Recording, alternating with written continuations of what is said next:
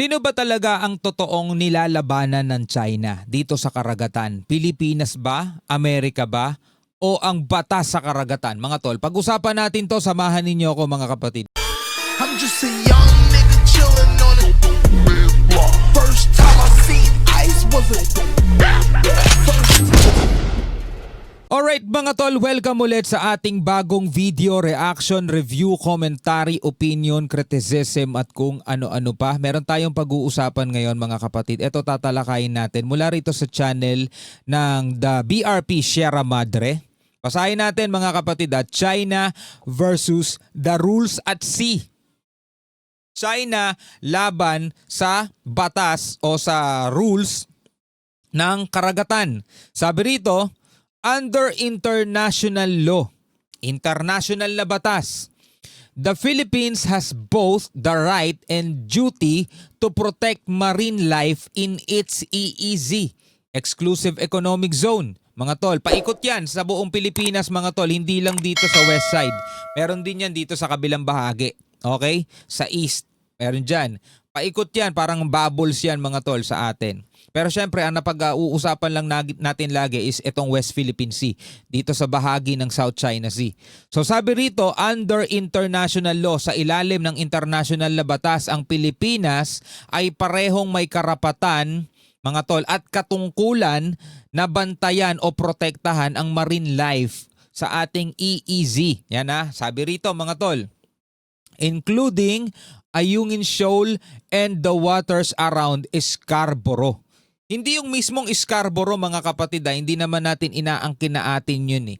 Yun nga ay traditional fishing ground ng maraming bansa. Meaning mga kapatid, meron talagang karapatan mangisda dyan ng mga bansa kasi nga traditional fishing ground dyan. Yet, independent research shows China's island building, giant clam dredging, and destructive fishing are the primary drivers of recent reef damage in the South China Sea. O, di ba?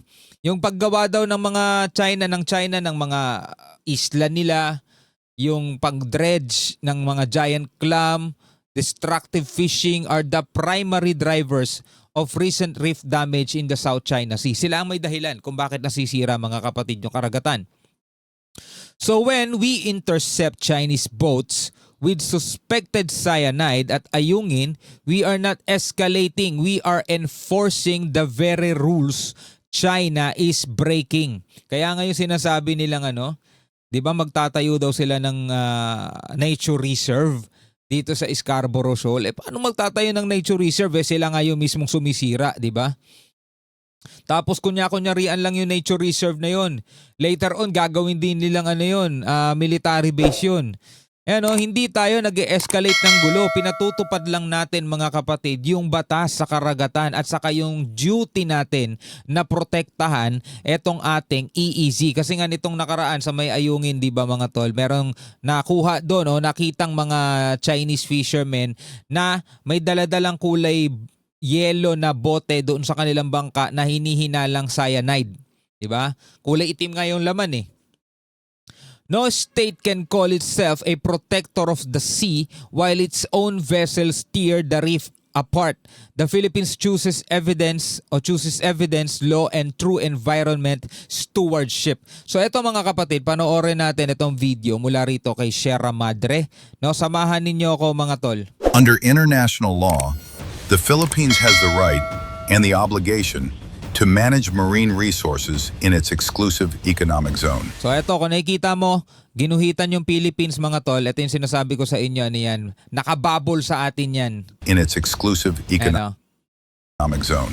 Tapos ito yung bahagi ng West Philippine Sea. Sa mga may hindi alam ito yung West Philippine Sea. Yan. Ganyang kalawak yun mga tol. Kaya nga kung iilan lang ang barko natin mga tol, paano natin mababantayan yan? Iilan lang ang barko natin. Ito yung sa Scarborough Shoal mga tol, itong parte na to. Pero mo kung gaano kalapit lang sa atin yan at kung gaano kalayo sa kanila, no?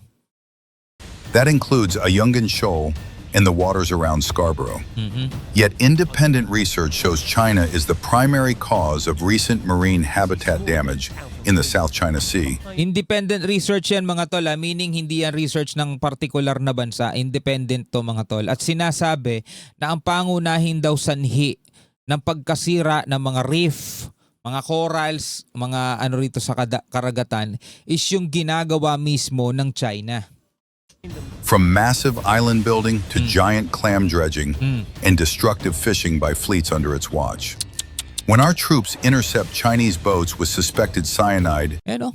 at a O biruin mo, ang pagmamatwid dyan mga tol ng mga pro-China rito at sa mismong China, ito daw ay dishwashing liquid na sikat daw sa China at pinakita pa nga nila yung bote.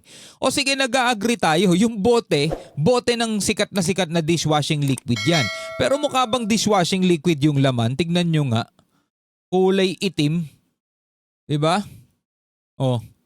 suspected cyanide at a Yungan, we are not escalating. We are enforcing the rules China is breaking.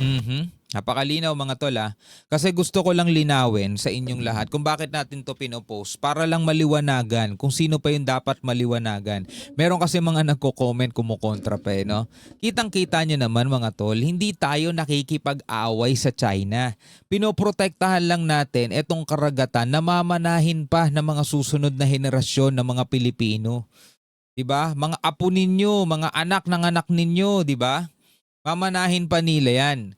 Ngayon kung hindi natin poprotektahan yung ating karagatan, diba? Paano natin masasabing kaya nating protektahan yung mismong bansa natin? Actually, yung bansa nga natin, hindi natin maprotektahan sa totoo lang. Dito sa atin, tayo mismo nag-aaway-away dahil lang sa mga politikong sinusuportahan ninyo na wala naman din nagagawa sa buhay ninyo, diba? Tuloy natin to. From Ayungin to Bajo de Masinloc, one principle stands. No state can claim to be a protector of the sea while its own vessels tear the reef apart. Tama. Paano mo sasabihing ikaw ang magpoprotekta sa karagatan kung ikaw mismo ang sumisira dito? Tulad na lamang ng gustong mangyari ng China doon sa may Bajo de Masinloc, 'di ba? Na magtatayo daw sila ng nature reserve. 'Di ba? I-reserve nila yung nature na 'yon. Paano nila gagawin 'yon? Kung sa malaking bahagi, mga kapatid, ng South China Sea, sila ang pangunahing dahilan kung bakit nasisira ang karagatan. Tulad na lamang daw ng pagtatayo nila ng mga higanteng isla, mga artificial island, yung mga giant clam dredging, yung pagkuha nila ng mga giant clam, yung paggamit nila ng mga cyanide, yung pinakitang video kanina. Paano mo po protektahan ang karagatan kung kayo mismo ang sumisira nito? Napakalinaw na tanong mga kapatid Tapos ang totoo naman yan, kapag naitayo na nila yung nature reserve na yon, later on mga kapatid, hindi na nature reserve yon, isang military base na yon. Katulad na lamang ng ginawa nila doon sa kanilang mga ilang isla. The Philippines chooses evidence, law, and environmental stewardship. It's time China did the same. Tama.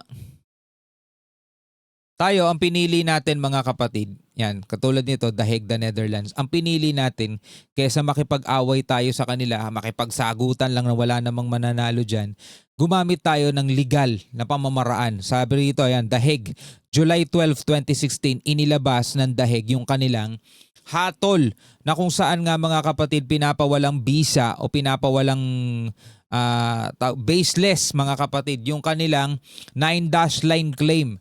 Pero mula 2016, 9 years na mga tol ang nakakalipas hindi pa rin nila kinikilala etong international law na to. Kaya nga kung tutuusin mo mga tol, hindi na Pilipinas ang kalaban nila. Ang kalaban nila mga tol, international law na. Ang kalaban nila yung mismong rules na sa dagat. Katulad na lang halimbawa ng UNCLOS, UN Convention on the Law of the Sea, United Nations Convention on the Law of the Sea. Pumirma sila dun Diba? Pumirma sila doon mga tol, pero tingnan mo, hindi naman nila ginagalang, hindi nila nire-respeto. Again hindi tayo nakikipag-away sa kanila. Ayaw nga natin ng ganun Kasi bakit tayo makikipag-away sa isang bansang alam naman nating 100 ulit na mas malakas kaysa sa atin? Bakit tayo makikipag-away doon? Walang logic Ikaw, makikipaghamunan ka ba na suntukan kay Pacquiao? Diba? Unless gusto mo mag-suicide, diba? Pero mga tol, bakit tayo makikipag-away sa isang bansang higante? Ang sa atin lang mga tol, igigiit natin yung ating karapatan at ginagamit natin ng international law. Kumbaga dito sa isang bansa, kung meron kang kalabang malaking tao, dapat hihingi ka ng tulong sa mas malaki sa kanya. Ano yon? Yung batas. Kasi sabi, di ba, no one is above the law.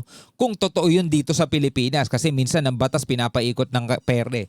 Pero siguro hindi naman kayang paikutin ng impluensya ng China ang international law kasi natalo na nga sila eh. Di ba? Alright mga kapatid, anong masasabi nyo rito? Comment na lamang kayo sa ibaba. Hanggang sa muli, ako nga pala si Shobaldi. Peace out.